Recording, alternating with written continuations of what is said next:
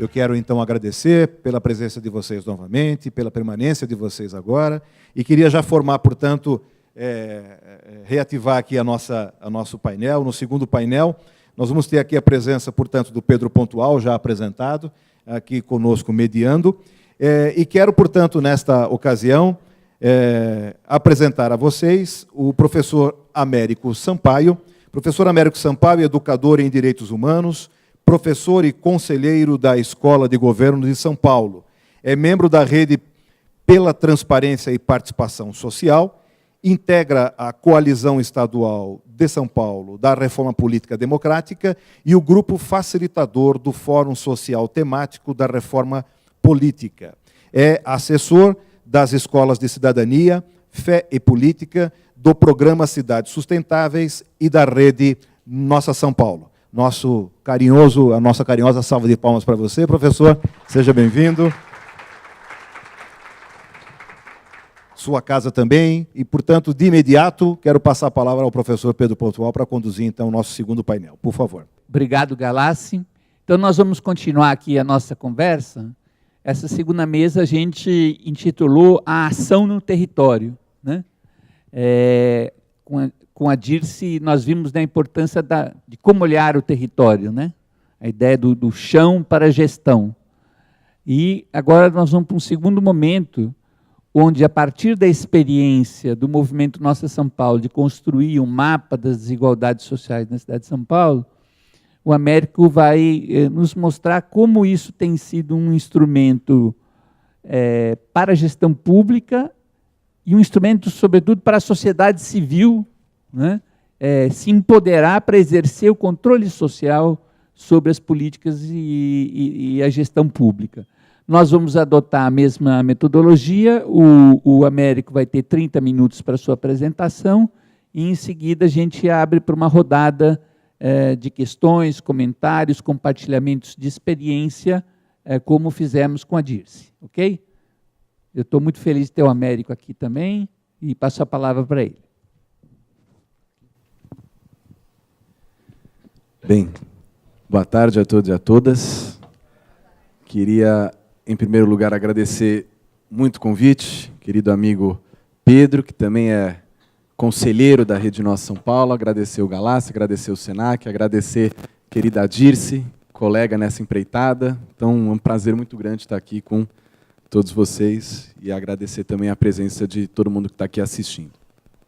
Bem, eu vou apresentar uma publicação da Rede Nossa São Paulo chamada Mapa da Desigualdade, que é uma publicação que nós desenvolvemos desde 2012, é uma publicação anual, então já estamos aí na 5ª edição, e é uma publicação que tem por objetivo trazer à tona o debate acerca da desigualdade.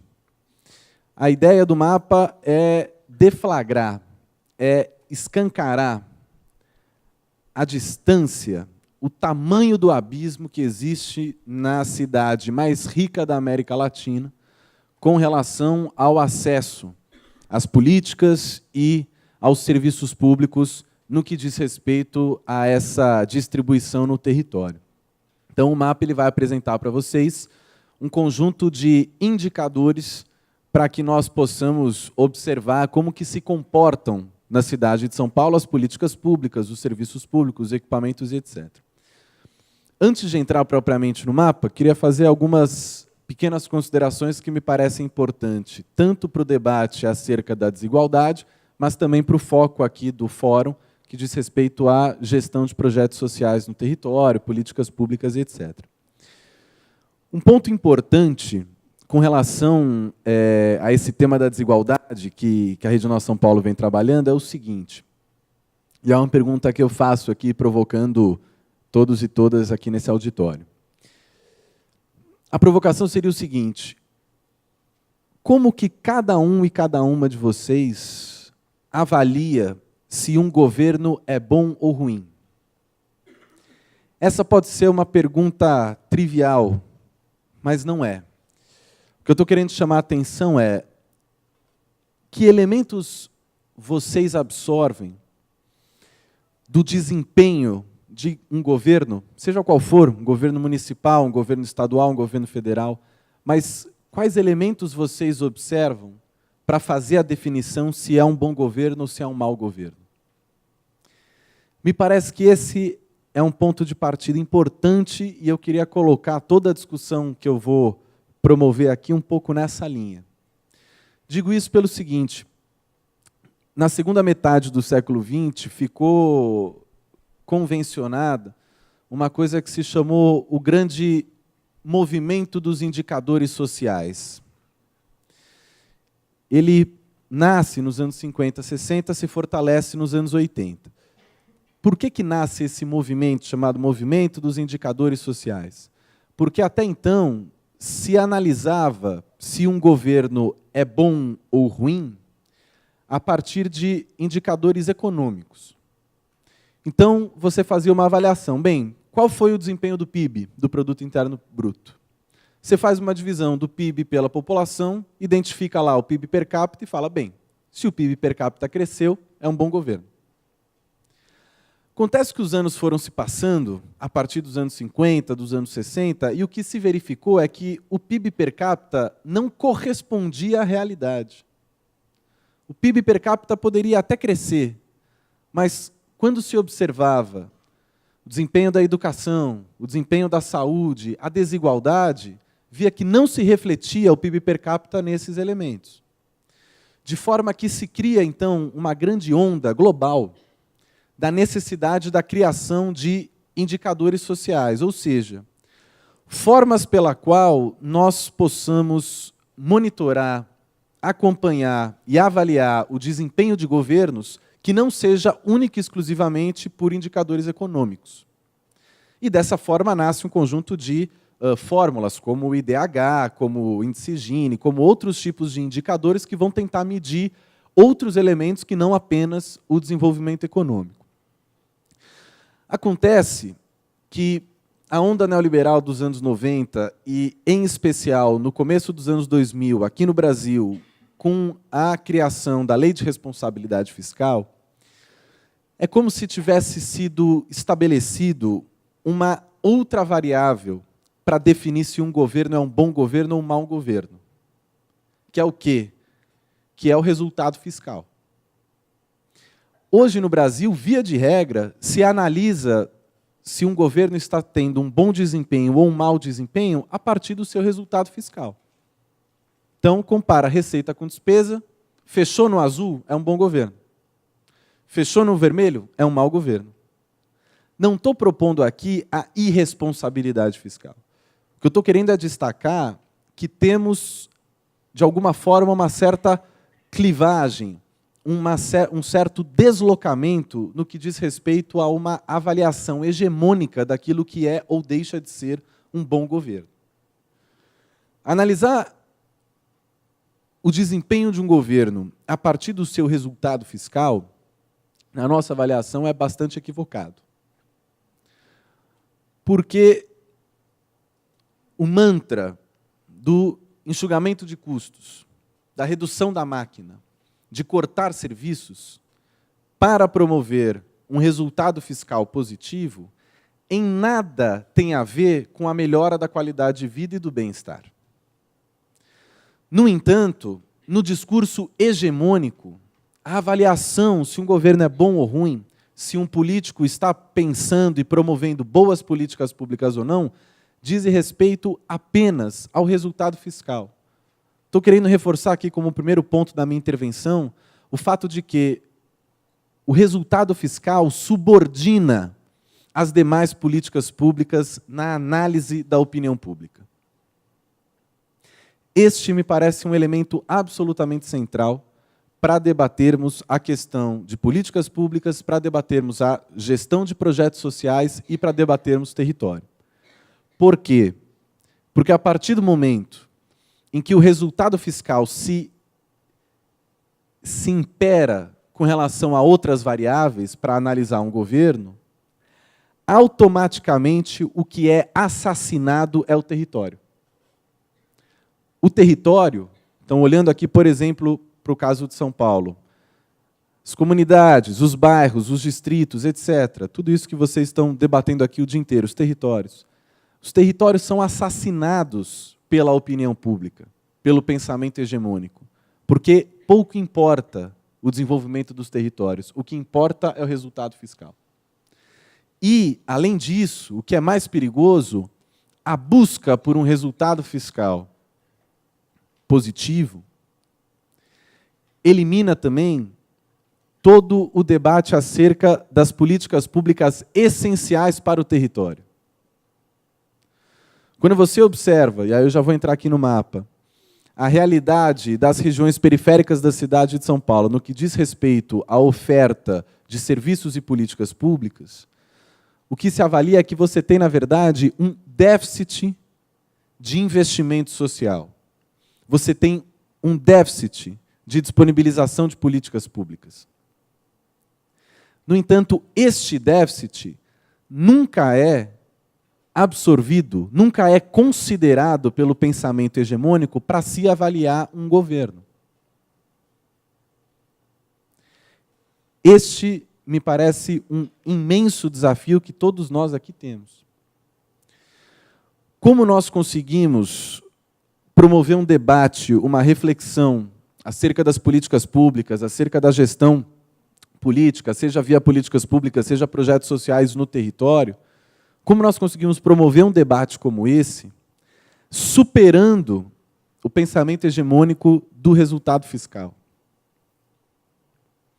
O que eu quero dizer é o seguinte: se nós tivéssemos uma outra métrica, uma outra narrativa, um outro imperativo para se avaliar os governos, certamente isso acarretaria numa melhor condição de observar os territórios a partir da gestão pública. Por exemplo, vamos supor que nós tivéssemos muito forte na sociedade a ideia de que a avaliação de um bom governo diz respeito à meta de investimento para a redução das desigualdades.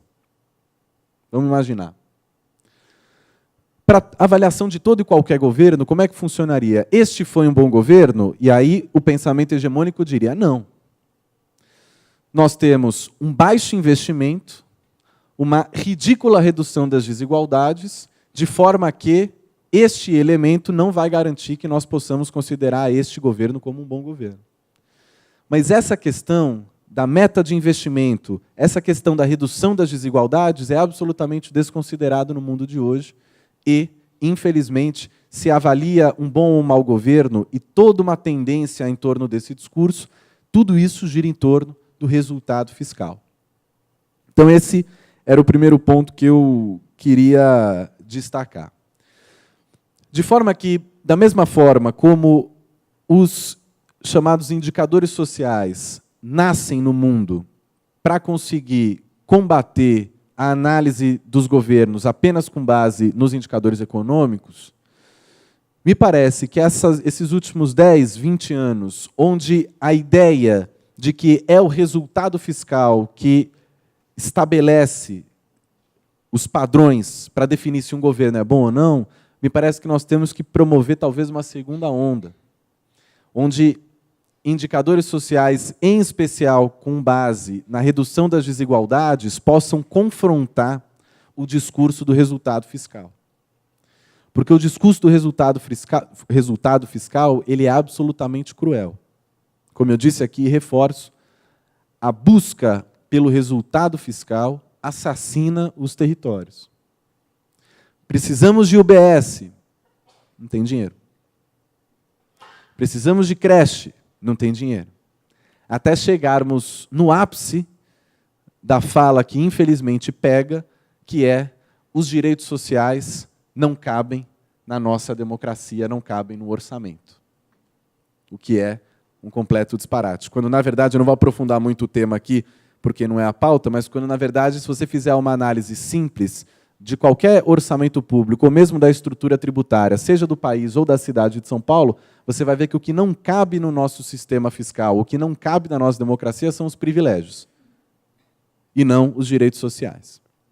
Bem, frente a isso, a importância de trabalharmos com indicadores sociais que tragam à tona, que tragam no debate público, a importância de o resultado fiscal não ser o único e exclusivo indicador ou variável para avaliar um bom governo, a importância desses indicadores sociais e, na perspectiva da Rede Nossa São Paulo, em especial da redução das desigualdades, se faz fundamental não só para pautar o debate, mas também para conseguir fazer uma coisa que é um dos pontos, pelo menos na minha avaliação, mais importantes da ideia de indicadores sociais, que é o quê?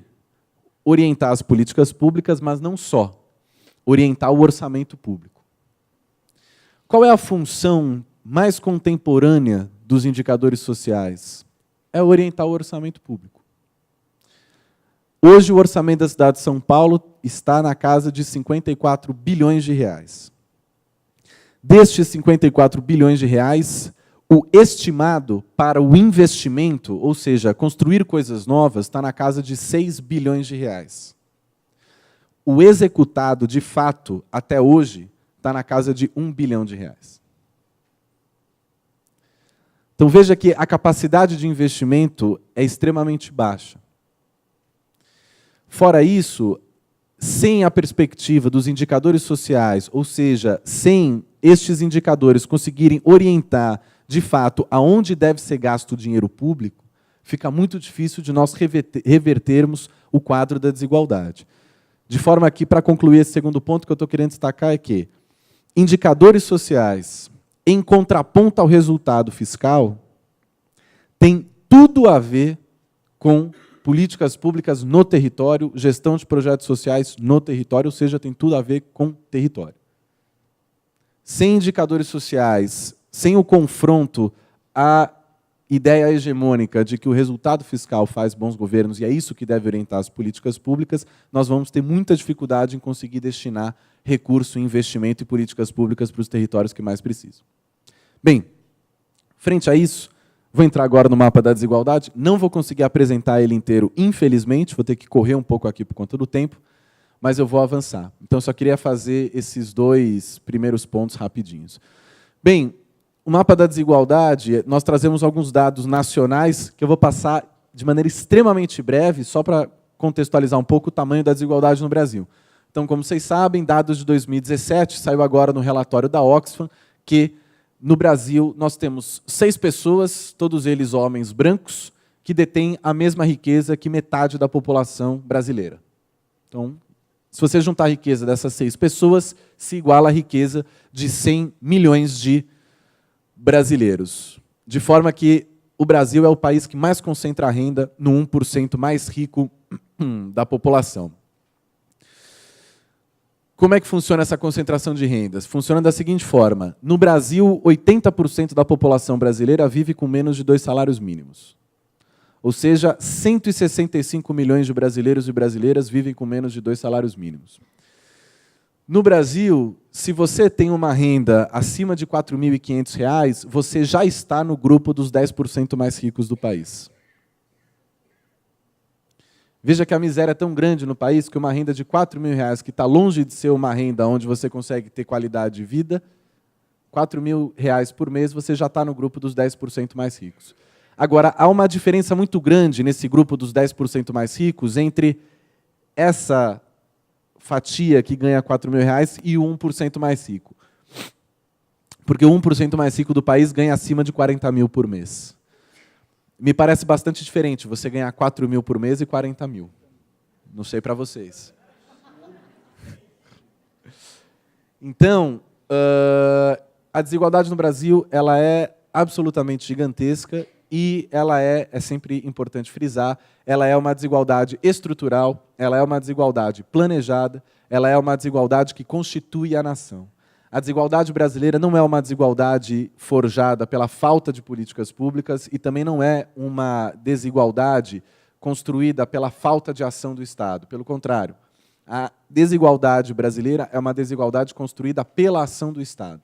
É uma desigualdade produzida pelas políticas públicas. O planejamento nacional e o planejamento urbano do Brasil é um planejamento voltado para a produção da desigualdade. Quando nós fazemos um recorte de gênero e raça, falando aqui um pouco de renda, ainda no plano nacional, nós temos o seguinte dado, Quando você compara a renda média entre a população branca e a população negra, você tem uma comparação de 2:1, onde a população branca tem, em média, para dados de 2015, uma renda na casa de R$ 1.600, e a população negra tem uma renda média na casa de R$ 900. Quando você compara a velocidade pela qual reduziu a distância entre a renda média da população branca e a população negra dos últimos 20 anos, proporcionalmente, o rendimento da população negra passou de 45% para 57% nesses últimos 20 anos. Mantidas as mesmas condições de pressão e temperatura, ou seja, se nada for feito e nós mantivermos a mesma velocidade dessa redução da distância, eu digo, da renda média entre a população negra e a população branca, nós vamos ter a equiparação salarial no Brasil em 2089 para a população negra e branca, exatamente 200 anos depois da abolição da escravatura. Quando nós olhamos a comparação entre a renda média de homens e mulheres, nós temos um fenômeno bastante semelhante. Então, a renda da população masculina, para dados de 2015, está na casa de R$ 1.500, e a renda da população feminina está na casa de R$ 900, em média. Nos últimos 20 anos, mantidas também as mesmas proporções, nós teremos uma equiparação salarial entre a população masculina e feminina brasileira em 2047. Isto, se nada for feito. Bem, aqui nós separamos alguns dados relacionados ao perfil da cidade de São Paulo. Aqui nós temos... Aqui é o mapa da cidade de São Paulo, dividido por distrito. Então, aqui você tem o cinza mais acentuado, ali na região central, é onde você tem uma população feminina que supera a população masculina em 10%. Conforme o cinza vai ficando menos acentuado e você vai descendo para as periferias, você vai tendo uma inversão dessa lógica, chegando até aqui no distrito de Marcilac, no extremo sul da cidade, onde você tem uma população masculina maior do que a população feminina. Então, você vê que as regiões centrais da cidade têm uma proporção maior de mulheres do que de homens. Aqui, nós fazemos a divisão da população por raça e cor. Então, os distritos ali da região central da cidade, com o cinza menos acentuado, têm uma proporção da população preta e parda somadas com relação à população branca que não passa de 20%. No centro expandido, esse cinza um pouco mais acentuado, você já tem uma proporção de população preta e parda para a população branca que está na casa entre 20% e 40%. E quando você chega nas franjas da cidade, ou seja, aqui no fundão da Zona Sul, no fundão da Zona Leste e ali no extremo norte, você já tem uma proporção que passa de 40% da população preta e parda em relação à população branca. O que significa que a distribuição da cidade, no que diz respeito a gênero e no que diz respeito a cor e raça, é uma distribuição absolutamente precisa. A precisão chama bastante a atenção desses dados. Bem, aqui nós temos a distribuição de empregos formais por habitante. Veja que na região central da cidade, onde você tem o cinza mais acentuado, você tem uma proporção que está na casa de 5, 6 empregos formais por habitante. Quando você passa para as periferias da Zona Leste, da Zona Norte e da Zona Sul, que é esse cinza menos acentuado, você tem uma proporção de nenhum emprego formal por habitante, que é justamente nas regiões onde mora majoritariamente a população preta e parda. Bem, aqui nós fazemos uma comparação da remuneração média entre homens e mulheres. Nos distritos onde você tem um cinza mais acentuado, você tem uma prevalência maior da distância da remuneração média entre homens e mulheres. Então, aqui, nesse cinza um pouco mais acentuado, essa distância está na casa de 25% a 50% a mais da remuneração média de homens comparado à remuneração média das mulheres. E quando você vem aqui para as periferias da Zona Sul e da Zona Leste, tirando alguns distritos aqui no meio, essa distância ela vai diminuindo, estando na casa aí de 0% até 20% da remuneração a mais de homens em relação às mulheres. Bem, aqui o desemprego por sexo, não vou aprofundar muito, mas chama a atenção, quando você compara as duas colunas de homens e mulheres, você vê que em todas as regiões da cidade o desemprego afeta muito mais as mulheres do que os homens. Então, destaque para a região da Leste 2, que é o extremo leste, que você tem 20% de desemprego feminino, e o destaque também para Sul 2, o extremo sul, que você tem 18% de desemprego feminino. Bem, aqui é interessante esse mapa, que ele vai mostrar a arrecadação nominal do IPTU. Então, o quanto que cada um dos distritos arrecadou de IPTU para o ano de 2016. Os distritos que têm esse cinza mais acentuado, tirando ali a região do Itaim, que tem uma arrecadação acima de 500 milhões por ano, os outros distritos, aqui na região central, você tem uma arrecadação do IPTU entre 100 milhões e 500 milhões por ano. Quando você passa para as regiões da periferia, da Zona Norte, da Zona Leste, da Zona Sul, você tem uma arrecadação que não chega nem a 50 milhões por ano, observando os dados de 2016. O que chama a atenção aqui? Chama a atenção que, na prática, a ideia de direito à cidade, aqui em São Paulo, não se aplica. O direito à cidade, na cidade de São Paulo, não se é garantido o direito à cidade. O direito à cidade em São Paulo se compra.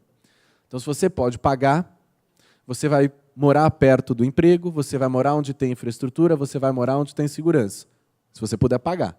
Se você não pode pagar, você não tem nada disso. Você vai morar longe do emprego, você vai passar mais tempo no transporte público, você vai ter menos segurança.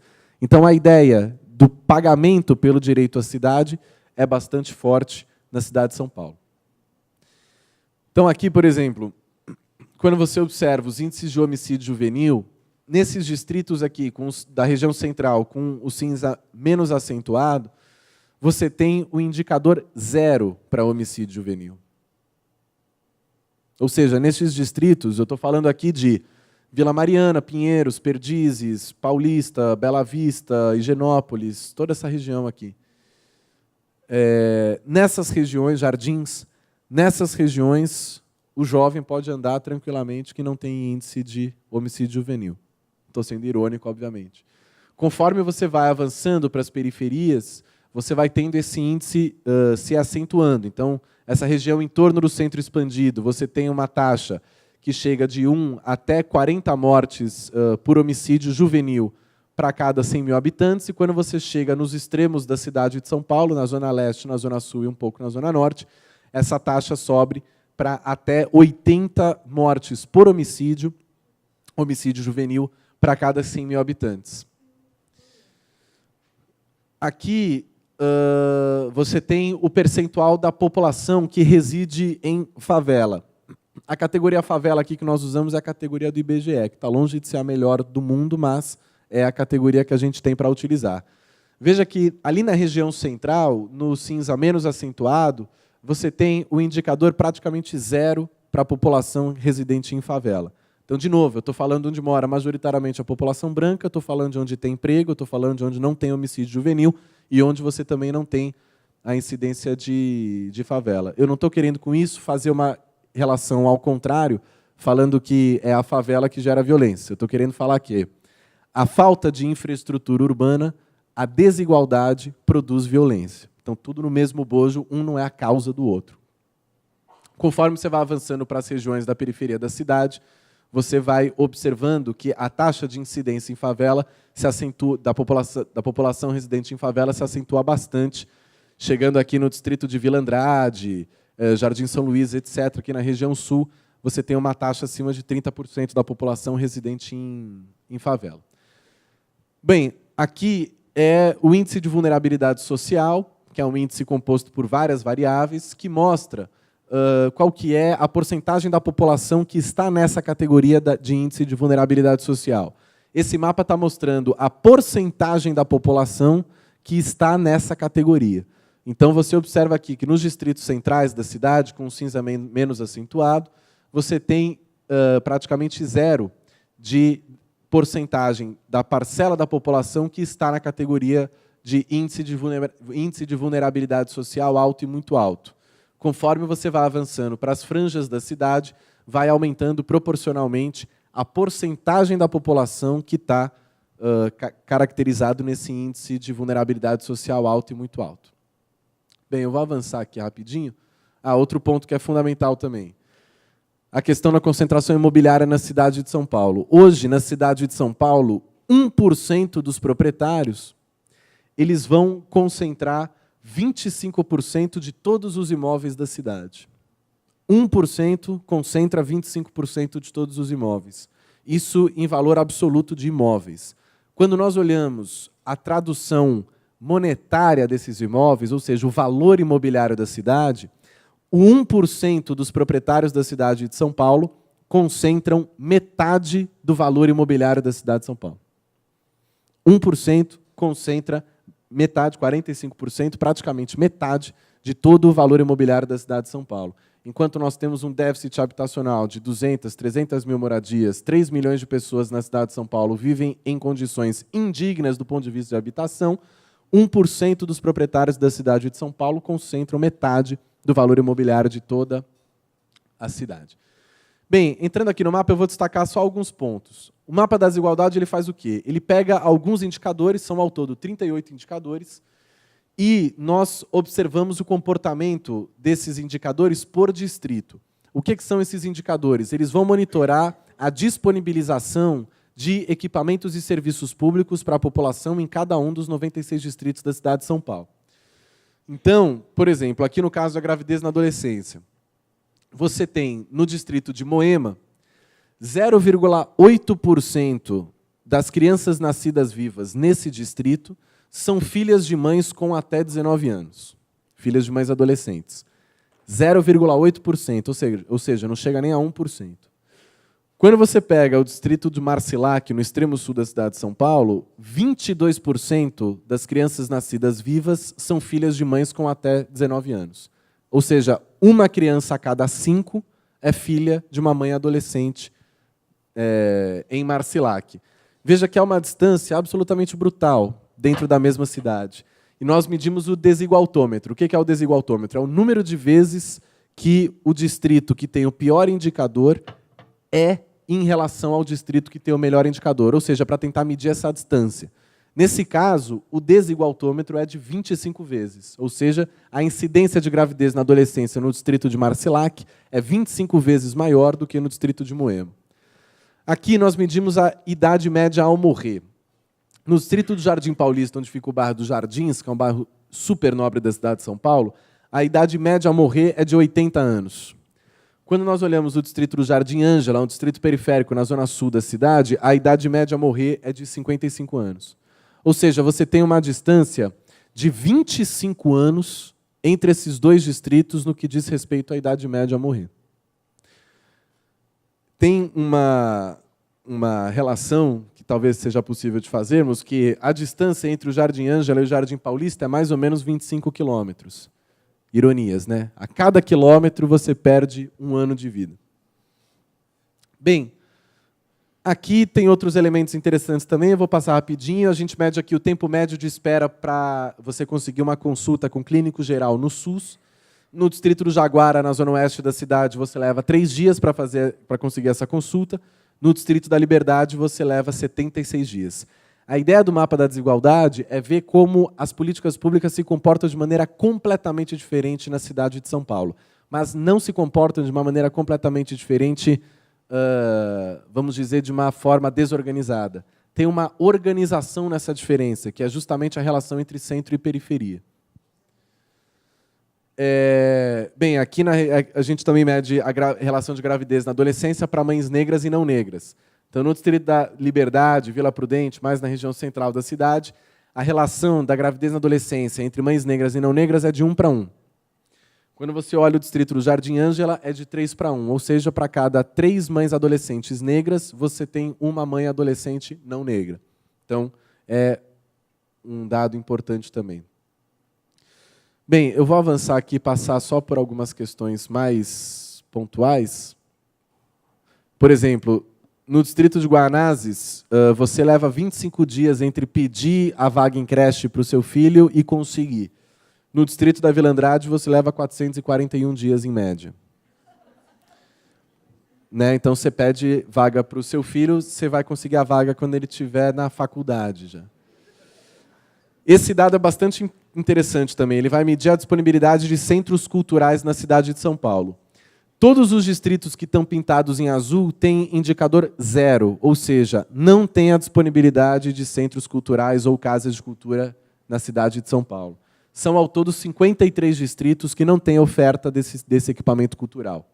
Quando você olha para o distrito da Sé, você tem 3 equipamentos culturais para cada 10 mil habitantes. Quando você olha para o distrito do Grajaú, na zona sul da cidade, que está pintado de vermelho, você tem 0,02 equipamentos para cada 10 mil habitantes.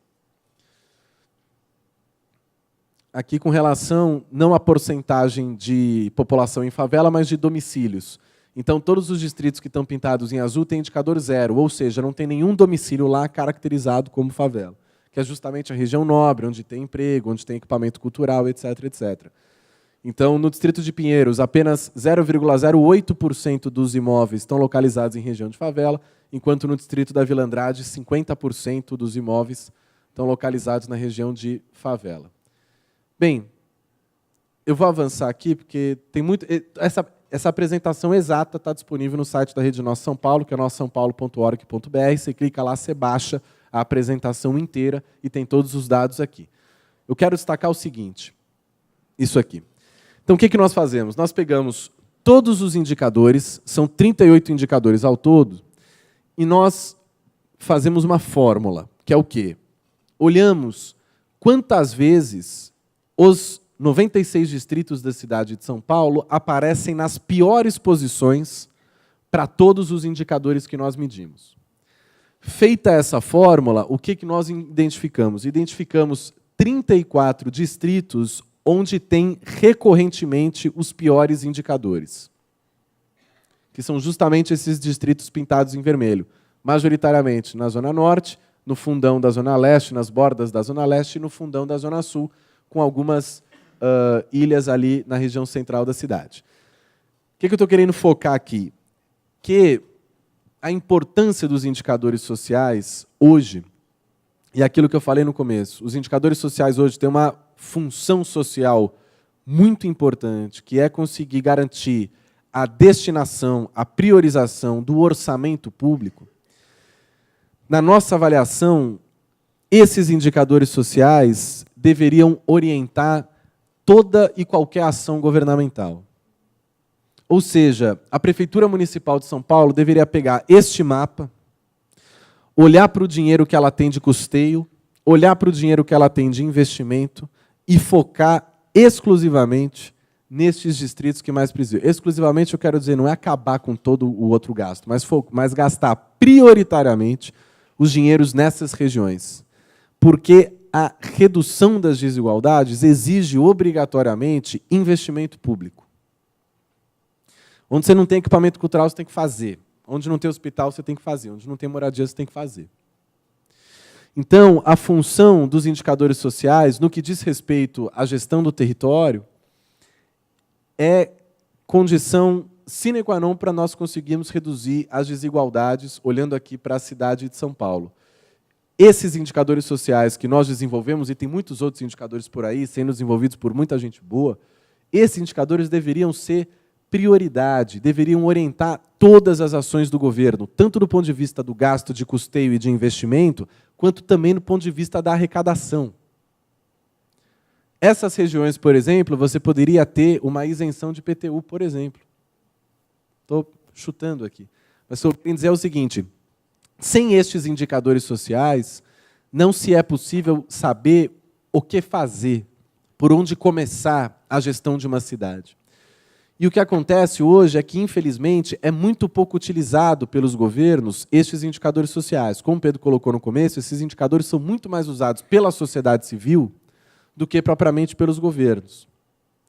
Por quê? Porque isso aqui não necessariamente, na cabeça da opinião pública, no pensamento hegemônico, isso daqui não necessariamente vai expressar se um governo tem tido um bom desempenho ou não. Por quê? Porque se isso aqui tem de um lado, do outro lado você tem o resultado fiscal. Então a gente congela a obra, a gente congela investimento, a gente tira dinheiro da periferia e coloca dinheiro no centro em nome do resultado fiscal. Enquanto as desigualdades só se ampliam na cidade de São Paulo. Mas eu venho aqui e falo para vocês que estamos fazendo um bom governo porque fechamos as contas no azul. Enquanto você tem essa indecência que é a desigualdade na cidade de São Paulo. Então, só para fechar, o ponto que eu estou querendo destacar é os indicadores sociais, a função dos indicadores, tanto para a formulação e avaliação das políticas públicas, quanto para a gestão de projetos sociais no território, é absolutamente fundamental para conseguir direcionar não só os recursos públicos, como eu falei, mas também para direcionar a nossa ação, a nossa atenção, o nosso olhar, a nossa relação com a cidade. Então, saber onde atuar, por que atuar, onde queremos chegar, tudo isso só é possível fazer com base nesses indicadores sociais, porque sem eles você não sabe nem por onde começar, não sabe nem o que fazer, não sabe nem o impacto que tem as tuas ações. E, para isso, me parece ser fundamental fazermos uma crítica bastante contundente com relação ao mantra de que o resultado fiscal é que deve orientar a ação dos governos. Bem, eu acho que os principais pontos que eu queria destacar eram essas, e um outro ponto importante também que eu esqueci de falar agora no final é que, com base nesses indicadores sociais, focado nos territórios, o que enseja o fato de você falar, olha, precisamos focar nos territórios, precisamos avançar com indicadores sociais para identificar os territórios prioritários. Enseja você conseguir construir uma agenda territorial de priorização do gasto público. Esse me parece ser um grande avanço que a gestão pública como um todo poderia ter. Quer dizer, qual que é a agenda territorial de priorização do gasto público? Por onde eu começo gastando esse dinheiro? Eu começo reformando a Biblioteca Mário de Andrade? Ou eu faço biblioteca onde não tem? Não estou querendo fazer aqui uma grande polêmica, mas todo o debate que você tem, por exemplo, em torno agora do Parque do Bexiga, que cresceu, é um gasto de 80 milhões. Você vai gastar esses 80 milhões numa região central que já tem um bom aparato de parques e praças, ou você vai pegar esse dinheiro e vai gastar na periferia? É só com base nesses indicadores sociais que você pode fazer esse tipo de reflexão. Não estou falando que não tem que ter Parque do Bexiga, estou falando que tem que ter esse debate com base nos indicadores sociais. Então, isso enseja no limite que essa agenda territorial de priorização do gasto público, ela é uma agenda que deve trazer à tona também o debate da inversão de prioridades. Isso me parece que tanto na formulação das políticas públicas, quanto na gestão de projetos sociais, na gestão do território, é preciso estar embutido essa reflexão, esse debate acerca desse tema, da inversão de prioridades. Vamos inverter as prioridades, vamos gastar mais dinheiro onde mais precisa e menos dinheiro onde menos precisa. Para isso ser feito, é necessário uma mobilização gigantesca da sociedade civil, dos movimentos sociais e etc. Mas me parece que, do ponto de vista das políticas públicas, do ponto de vista da guerra que nós temos que travar na luta contra as desigualdades, na luta a favor da redução das desigualdades, esse tema da inversão das prioridades é mais do que fundamental para conseguirmos avançar, seja por meio das políticas públicas, seja por meio de projetos sociais que, enfim, sejam desenvolvidos por organizações, movimentos sociais e etc. Bem, acho que esses eram os pontos que eu queria debater aqui com vocês, e fica a disponibilidade, não só minha, mas também da Rede Nossa São Paulo, para promover esse debate. Todos os nossos materiais, nossos estudos estão lá no nosso site, totalmente disponível, gratuito, para quem quiser baixar, conhecer as planilhas e tudo mais. E fica o convite da Rede Nossa São Paulo para avançarmos nesse debate, seja na área que cada uma que atue, mas avançarmos nesse debate da importância da redução das desigualdades na cidade, porque uma cidade com as desigualdades deste tamanho que nós temos aqui em São Paulo e também nas demais cidades do Brasil, é uma cidade impossível de se garantir os direitos humanos, a democracia e a qualidade de vida. Obrigado.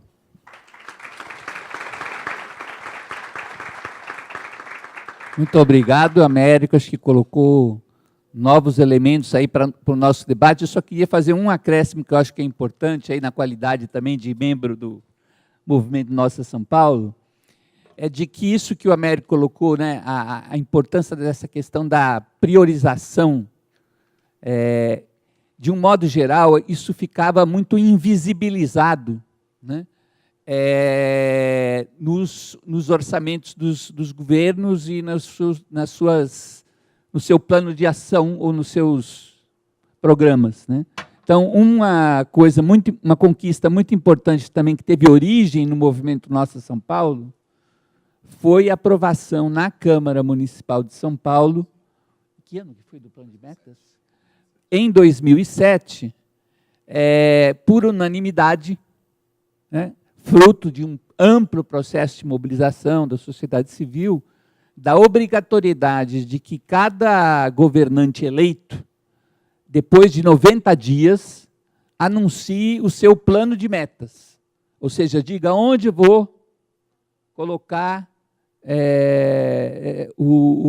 a priorização do meu orçamento, né? Metas concretas, né? E foi a partir desta obrigatoriedade que vários setores da sociedade civil, de posse desse tipo de informação, têm um instrumento para questionar, né, o poder público, né?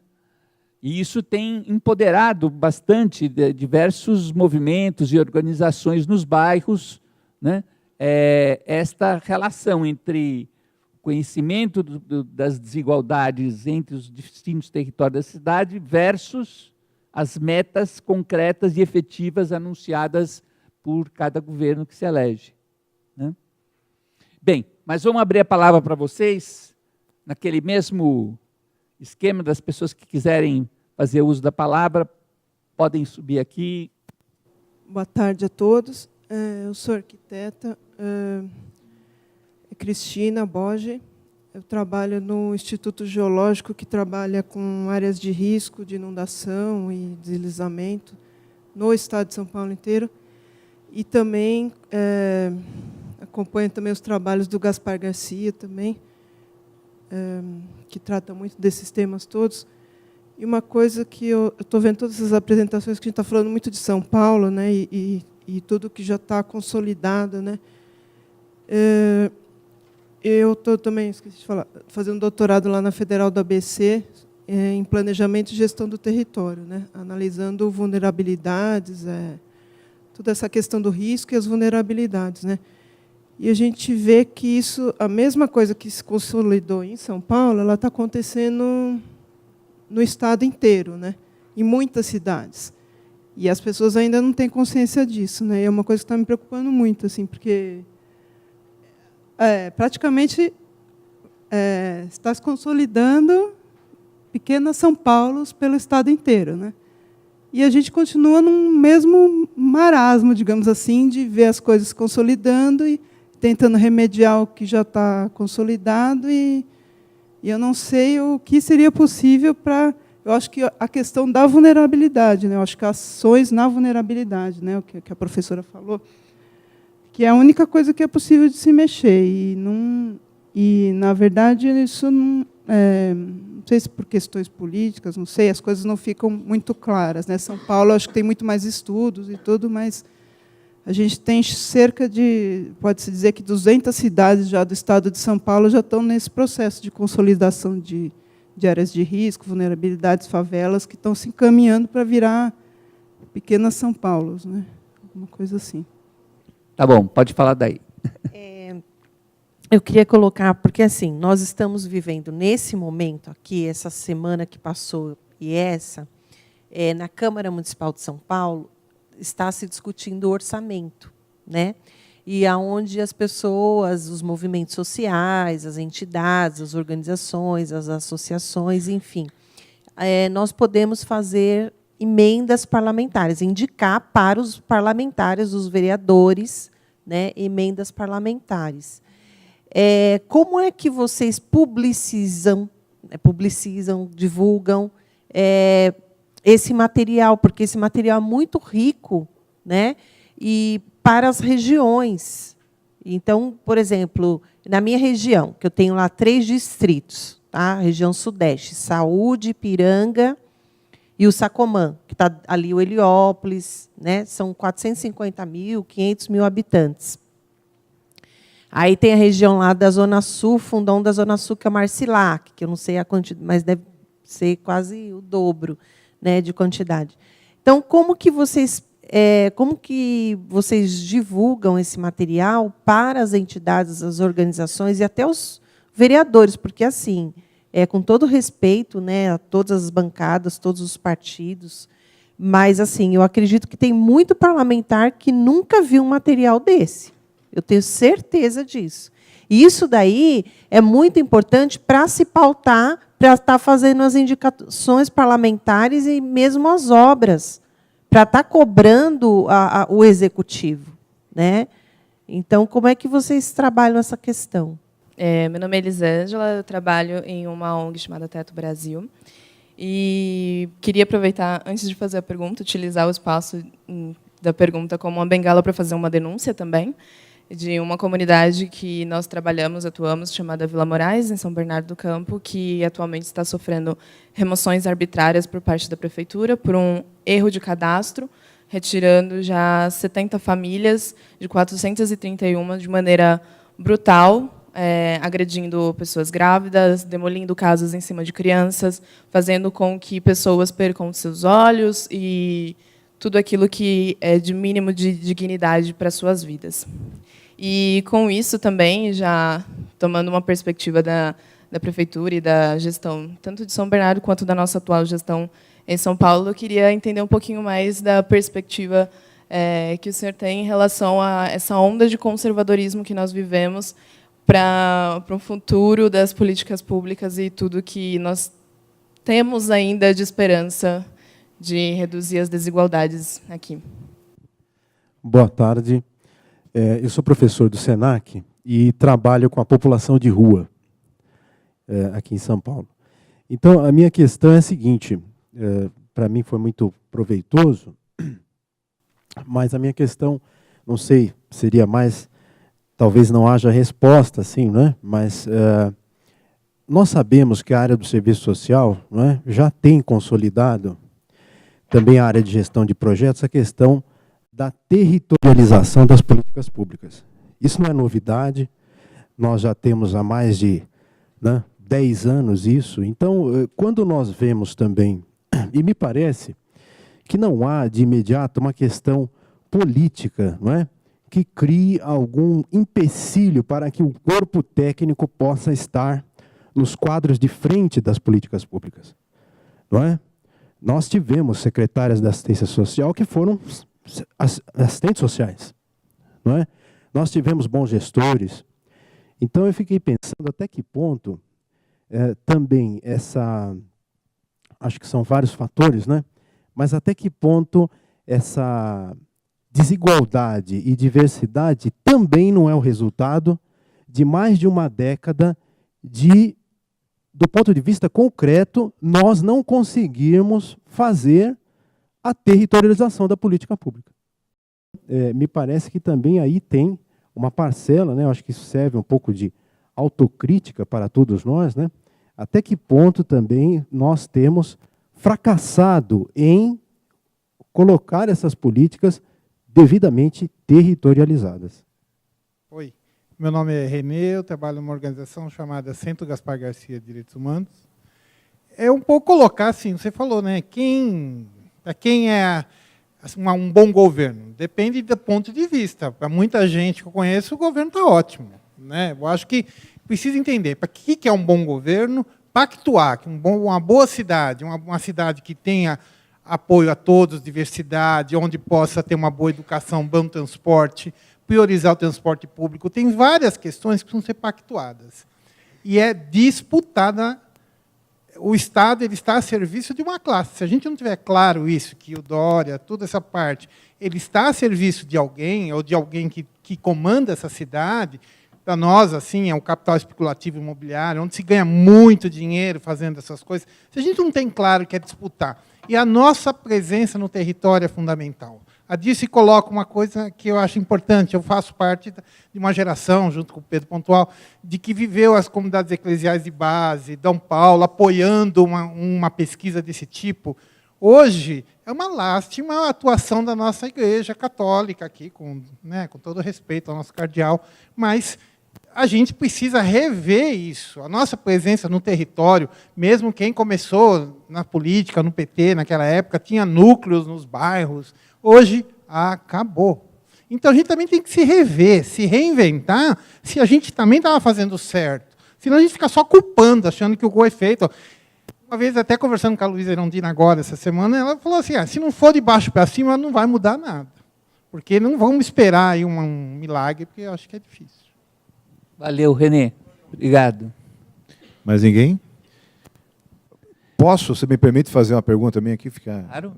Eu queria pedir licença aqui para aproveitar e colocar uma questão que talvez tangenciou de forma não explícita, e nós estamos trabalhando nessa tarde a questão das políticas públicas, mas eu queria lhe ouvir um pouco, partindo de que observador, né? Vamos olhar um pouco para o setor privado, para a parcela do setor privado que tem uma atuação preponderante, também expressiva, né, no campo da gestão social, por exemplo. Eu tenho aqui pessoas ligadas ao mundo das empresas também, e queria lhe ouvir um pouco nesse sentido, diante deste cenário, desse quadro, que papel que se desenha, né, especialmente para aquilo que chamaríamos aqui de investimento social privado, né? Então, se há muita concentração, mas, por outro lado, né, boa parte, nós não podemos efetivamente negar a participação, né, não só do setor privado, mas também desses processos, né, de intervenção social a partir, né, de processos de origem empresarial. Então, seja objetivamente, como é que nós poderíamos pensar num papel que o investimento social privado poderia cumprir na diminuição das desigualdades ou no escancarar da efetiva indicação do que é o bom desempenho, por exemplo, de uma gestão pública. Também queria lhe ouvir nesse sentido. Obrigado. Legal. Então, agora a gente vai devolver a palavra aqui para o Américo, para ele fazer uns comentários dessas ricas intervenções que a gente teve aqui e suas considerações finais também. Obrigado. Não? Bem, acho que eu vou começar, esqueci seu nome, desculpa. Elisângela, que eu acho que tocou num ponto bastante importante, e inclusive denunciou o que está acontecendo lá em São Bernardo. Tive reunião ontem com o pessoal do Teto, elas vieram de lá e, de fato, é uma denúncia que precisa ser feita aqui em São Bernardo. O que está acontecendo não só nessa, em outros casos, é um descalabro. O Ashley Mabembe, que é um historiador camaronês, ele fala uma coisa muito interessante, que o século XXI é um momento onde passa a haver, no mundo todo, uma difamação das virtudes humanitárias. Então, ele diz que todos os valores de solidariedade, fraternidade, compaixão passam a ser globalmente difamadas. Me parece que isso vem acontecendo também aqui no Brasil, enfim, sobram exemplos para dar com relação a esse ponto. Mas eu estou destacando esse ponto porque as últimas eleições municipais, no Brasil todo, me parece que tiveram essa característica. Os valores humanitários, mais humanitaristas, não foram valores que tiveram alguma aderência, alguma vantagem no processo eleitoral. Então, se nós olharmos para as grandes metrópoles brasileiras, então, São Paulo elegeu João Dória, Porto Alegre elegeu o Marquesan, BH elegeu o Calil, Rio de Janeiro elegeu o Crivella, Salvador elegeu o ACM Neto, já estava, mas elegeu. Então, o que eu estou querendo destacar com essas 5 grandes metrópoles, com esses 5 gestores, todos têm um perfil absolutamente semelhante. Todos vêm do setor privado, todos têm um discurso ultraliberal, todos têm um desapreço pelas políticas sociais de fato.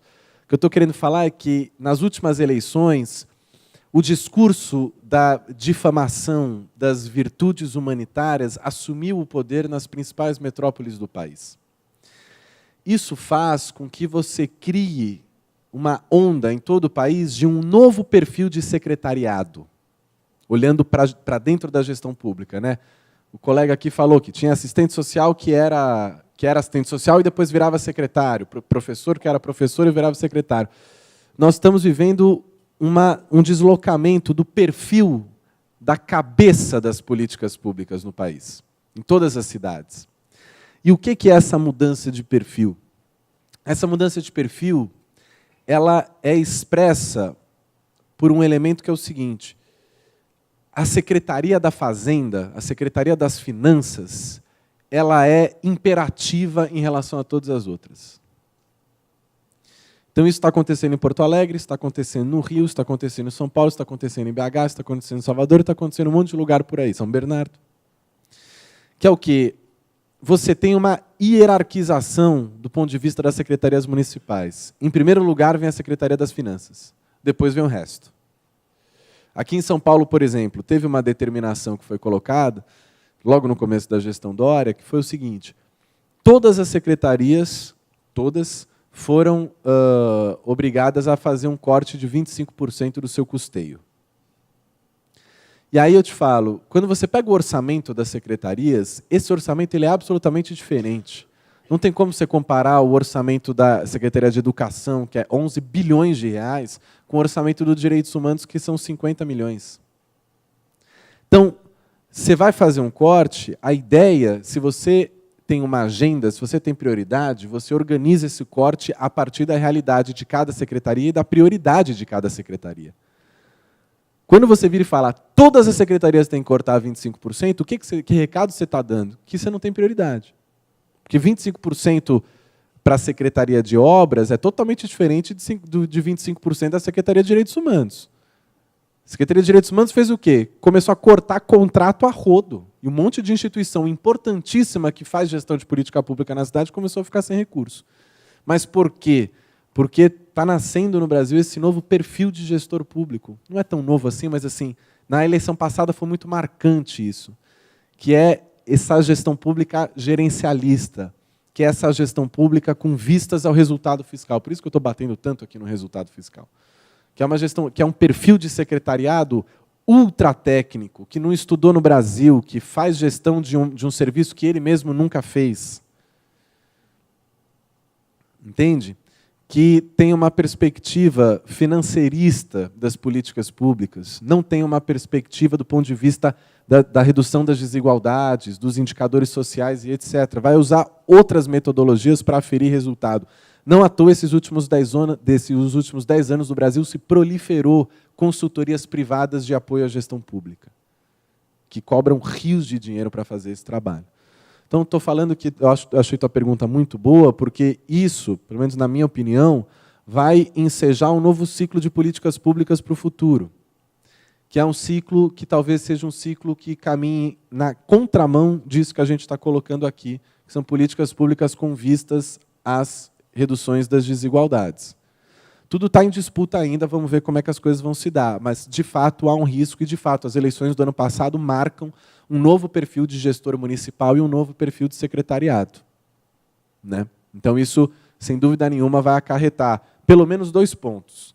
Primeiro, uma desvitalização do investimento social na perspectiva da redução das desigualdades, porque, afinal, para esse novo perfil de gestor público, o resultado fiscal é o que importa. Isso é o primeiro ponto.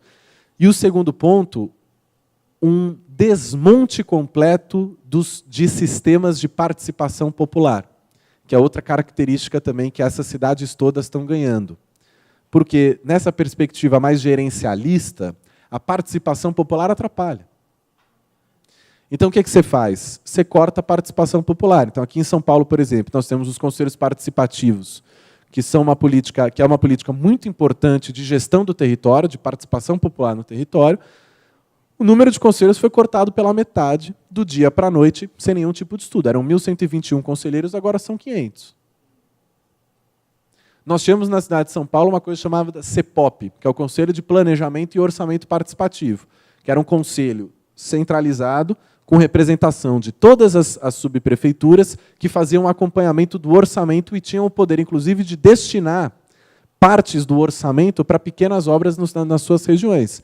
Este conselho foi destituído, não existe mais. Nós temos aqui em São Paulo uma política muito importante, que é a Política Municipal de Biblioteca Livre Leitura, que tinha, junto com essa política, um Conselho Municipal de Biblioteca Livre Leitura, que deveria ter sido eleito esse ano, e o secretário falou, não tem mais eleição direta, eu indico. Então, é um conjunto de medidas que estão expressando isso que eu estou querendo destacar aqui. Tem um novo perfil de gestor público, de secretariado, assumindo as grandes metrópoles brasileiras, que tem uma perspectiva no resultado fiscal, que deixa de lado, que abandona agendas como a redução das desigualdades e coloca a agenda de participação em xeque, né? Algumas características, dentre muitas outras que não vou falar. Mas eu acho que o futuro das políticas públicas está correndo risco, sim, e está em disputa. Por isso que eu acho que o nosso dever aqui é conseguir avançar, não só com indicadores sociais, redução das desigualdades, mas sim com uma agenda que promova a inversão das prioridades. A prioridade não é o resultado fiscal, não pode ser, porque não é o resultado fiscal que vai conseguir garantir que todas as pessoas tenham vida digna. Nós precisamos garantir que haja participação popular e que o investimento vá para onde precisa. Mas isso é trabalhosíssimo. Precisamos de muito debate, de muita reflexão, de muita mobilização popular, precisamos de muito caldo para conseguir promover essa inversão de prioridade que eu estou colocando aqui. Então, acho que o futuro das políticas públicas, na perspectiva da redução das desigualdades, vai depender um pouco de como esse processo vai se dar nos próximos anos, de como essa disputa vai se dar, de como esse debate vai se dar. Foi isso. O que você falou, Glass, com relação ao setor privado, o setor privado tem muito a contribuir na redução das desigualdades. Uma das políticas que, pelo menos o que a gente tem estudado, tem aparecido muito, é, primeiro, políticas que consigam promover a diversidade dentro das empresas. Então, políticas afirmativas que consigam garantir promoção de mulheres, promoção de negros, colocar negros e mulheres em cargos de chefia, em cargos de alta patente dentro das empresas, porque o preconceito institucional ele é justamente isso. Fala, não, o homem e a mulher, não, eles trabalham muito melhor. Eu vou escolher o homem para ser promovido, não tem nada a ver com machismo, imagina, é só porque ele está melhor. Quando a gente sabe que é esse machismo que, né, todos nós temos. Então, políticas afirmativas são uma forma muito importante de conseguir garantir a redução das desigualdades. Isso é um ponto. Outro ponto, estou falando dentro da empresa, né? Outro ponto que a gente tem estudado também é políticas que promovam uma redução da distância entre o pior e o melhor salário. Isso também seria muito importante de você conseguir fazer. Então, exatamente. Então, você fazer uma medição, quer dizer, qual é a distância do salário do CEO para o porteiro? Quantas vezes? E promover políticas que vá reduzindo. Outra coisa que dentro das empresas poderia ser feito também, que contribui para a redução das desigualdades, é promover políticas internas de acesso à educação também. Então, não sei, promover qualquer tipo de dispositivo que, olha, o funcionário que tiver mestrado, que tiver doutorado, tem um ganho, um apoio, alguma coisa, algum tipo, pagar mestrado, doutorado, quer dizer, incentivar, porque muitos estudos vêm mostrando que a quantidade de anos escolares que você passa tem impacto direto na renda, ao acesso a um conjunto de serviços e direitos, etc. Então, a questão da educação tem bastante a ver com a desigualdade. Então, as empresas poderiam, elas têm muito recurso, muita infraestrutura, elas poderiam avançar no sentido também de estimular, de promover políticas que elevassem o grau, não o grau técnico, mas mesmo o grau de estudo dos seus funcionários, enfim, algumas coisas. Do ponto de vista externo, tem uma coisa que seria importante também das empresas fazerem, que é pagar imposto. Porque não é brincadeira, porque você tem uma coisa na cidade de São Paulo que chama dívida ativa. O que é a dívida ativa? É uma caixinha que você tem que todos aqueles tributos que deveriam ser pagos para a prefeitura e não são, entram nessa caixinha que chama dívida ativa. Essa dívida ativa soma todos os impostos que deveriam ser pagos para a prefeitura e não são pagos. Você sabe quanto está a dívida ativa hoje do município de São Paulo? 100 bilhões de reais. É o dobro do orçamento anual que a gente tem. O que são esses 100 bilhões de reais? São construtoras, seguradoras de saúde, bancos e outros tipos de grandes empresas que não paga imposto.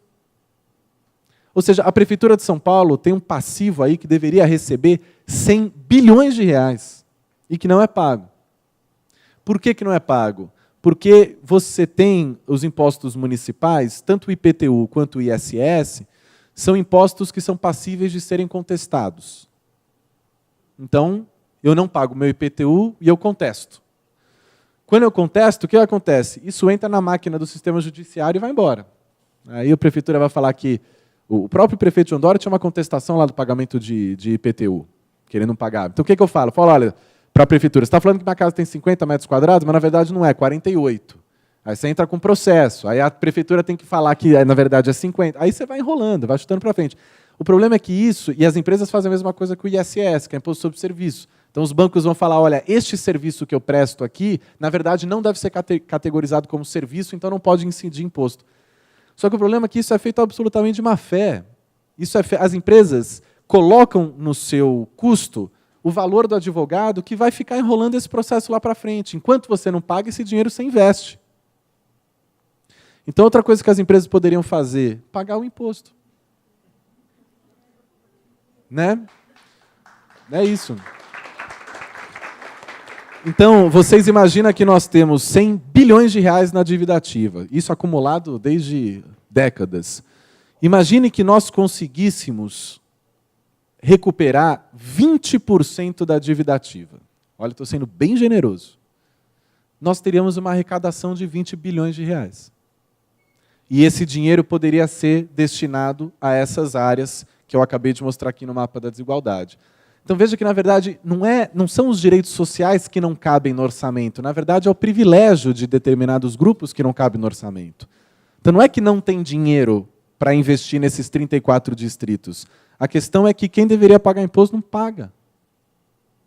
Entende? Então a agenda da inversão de prioridades me parece absolutamente central.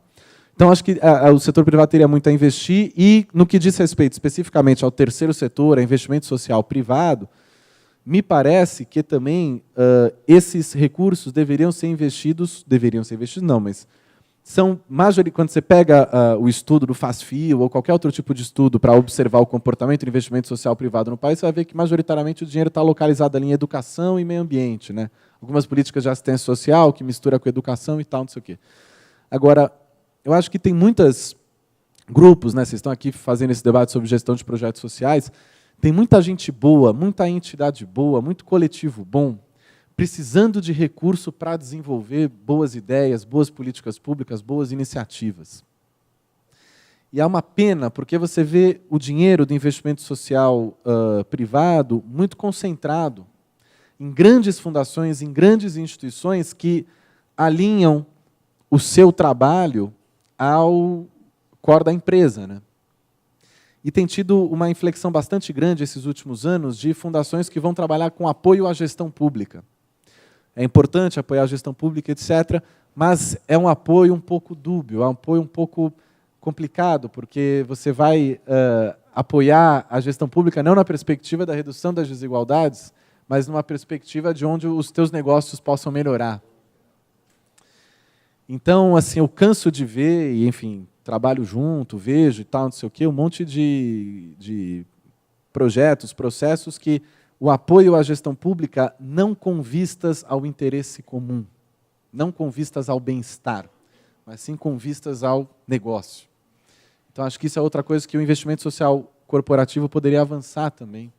Então, por exemplo, se eu fosse CEO de uma grande empresa, eu montaria o meu investimento social corporativo o seguinte, eu pegaria o mapa com os 34 distritos e falaria, eu vou colocar dinheiro nesses 34. Eu vou fazer um trabalho. Entende? É você assumir a agenda da redução das desigualdades como diretriz também do investimento social corporativo. Né? Então, não sei, minha humilde opinião com relação a esse tema, eu acho que seria um pouco nessa linha.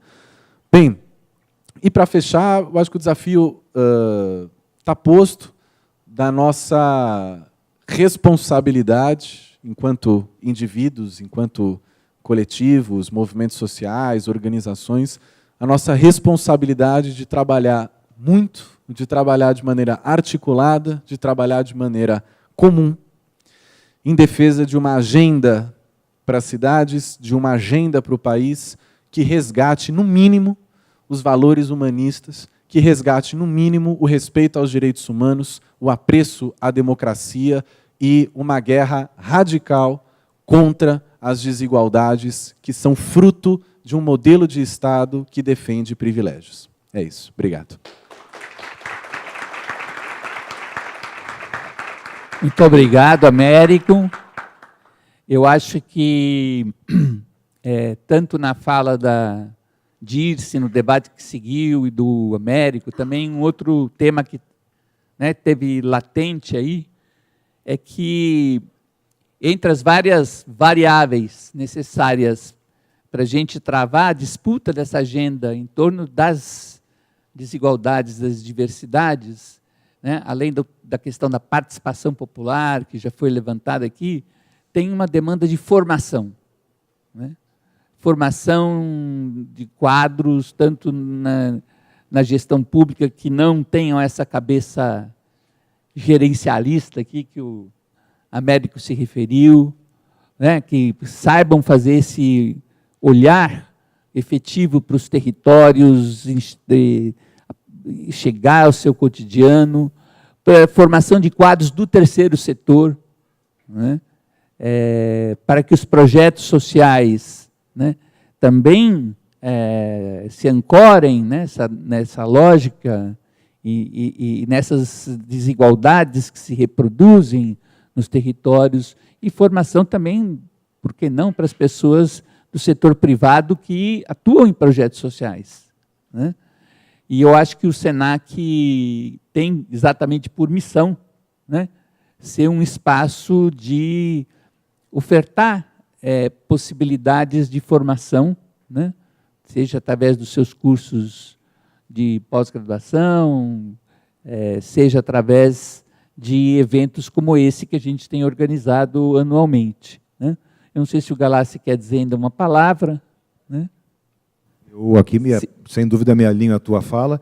A grande preocupação, e aí a missão nossa, né, enquanto instituição de educação em particular, mas notadamente no ensino superior, é no sentido de como é que nós capacitamos, né, esses profissionais e gestores, de maneira geral, para atuar, né, sobre este campo da desigualdade, sobre o território de maneira geral, mas no sentido de alavancar práticas, obviamente, que possam aí alinhar-se ao conjunto de políticas, né? Então, acho que você toca numa questão central, eu reforço, destaco aí e grafo, né, como é importante a gente pensar no campo da educação, sem dúvida. Bom, então a gente queria agradecer, né, a presença de cada uma de vocês, a contribuição da Dirce, do Américo, que realmente trouxeram elementos muito importantes para o nosso debate, dos que aqui se inscreveram para falar e dos que não se inscreveram para falar, mas que certamente estão refletindo sobre as questões que a gente levantou, né? E, então, muito obrigado. Antes de você encerrar só, Pedro, sei que você já está na linha de encerramento, a gente vai realmente nesse sentido. De fato, quero fazer um agradecimento geral, especialmente ao pessoal aí nosso que nos acompanhou no back-office, né, o pessoal da comunicação, filmagem, o Hermes ali no áudio, nossos colegas aqui na interpretação de Libras, né? Sem dúvida, a gente não pode deixar de dar esse agradecimento. E lembrar a todos os participantes, nós não temos certificados para esta atividade, mas podemos fornecer declarações a respeito desta participação. Penso que vocês já tenham sido orientados na recepção ao fazer. Aqueles que tiverem necessidade desta declaração, basta deixar aqui o seu nome e dados, porque depois isso será enviado por e-mail a vocês. Lembrando que, em breve, a gente vai ter acesso aí a esta gravação, vocês poderão revisitar e, obviamente, difundir, né, já que essa questão da publicização e da difusão também foi colocada aqui. Então, muito obrigado, mas passo a palavra para você. Então, você encerra, Pedro, por favor. Agradecimento aqui a todos vocês, né? Bem, então, obrigado a todos.